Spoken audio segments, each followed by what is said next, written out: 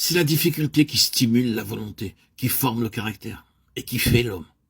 Quand un enfant commence à étudier, il a besoin d'être aidé et encouragé. Plus tard, quand il passe à des choses plus difficiles, son maître le laisse peu à peu à ses propres ressources. Lorsqu'un jeune homme, il quitte le toit de ses parents, il faut que les principes qu'il y avait reçus soient mis à l'épreuve et affermis par là même. Il faut alors que la surveillance et le secours extérieur soient supprimés, afin que l'essai à lui-même, il apprenne à mettre en pratique l'éducation qu'il a reçue. C'est ainsi que Dieu fait aussi notre éducation. Il veut nous amener à l'âge viril, à sortir de la tutelle des règles extérieures pour vivre d'une vie individuelle. Tant que Jésus fut avec ses disciples ici-bas, son action sur eux s'exerçait du dehors au dedans, et jamais il ne put ainsi atteindre ni soumettre leur vie intime. Après les avoir quittés, il envoya en eux l'esprit pour les développer du dedans au dehors. Il savait qu'en prenant possession par son esprit du sanctuaire intime et secret de leur être, il les amènerait ainsi à recevoir volontairement ses directives et à devenir ce qu'il était lui-même. Par là, ils devaient avoir entre leurs mains le développement de leur caractère et de leur vie, puisque le Saint-Esprit serait devenu leur propre esprit. Par là, ils devaient acquérir la véritable individualité qui est indépendante des circonstances extérieures et devenir ce que Jésus avait été sur la terre. Lui qui possédait une vie individuelle et qui ne vivait pourtant que de la vie du Père.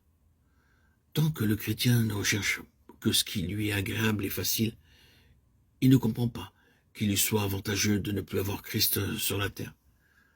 Mais aussitôt que, sans s'arrêter aux difficultés et aux sacrifices, il désire sincèrement être transformé à la ressemblance de Dieu, refléter l'image du Fils premier-né et plaire en toutes choses au Père, il pense avec bonheur et gratitude au départ de Jésus, puisque c'est à cette condition-là que l'Esprit de Christ peut à présent devenir son esprit et le faire vivre de la vie, de la foi. Et s'il nous paraît plus difficile d'obéir aux directions de l'Esprit qu'il ne l'eût été de suivre Jésus sur la terre, souvenons-nous de quelques privilèges, de quelques intimités de communion divine. Nous pouvons jouir ainsi, bien au-delà de ce qu'avaient les disciples pendant la vie terrestre de Jésus. Recevoir le Saint-Esprit de Dieu par le moyen de la nature humaine de notre Seigneur, savoir qu'il veut s'identifier avec nous et devenir notre esprit précisément comme autrefois. Il était l'Esprit de Christ sur la terre. N'est-ce pas un bonheur digne de toute espèce de sacrifice, puisqu'il s'agit là d'un commencement de vie divine en nous. Pour obtenir ce privilège, il ne suffit pas d'en comprendre toute la valeur et de le désirer vivement. Aussi demande-t-on encore, à présent que Jésus n'est plus visiblement présent, comment retrouver au même degré, par le moyen de l'Esprit, les rapports qu'il avait avec ses disciples, cette condescendance et cette tendresse avec lesquelles il s'intéressait à eux jusque dans les détails.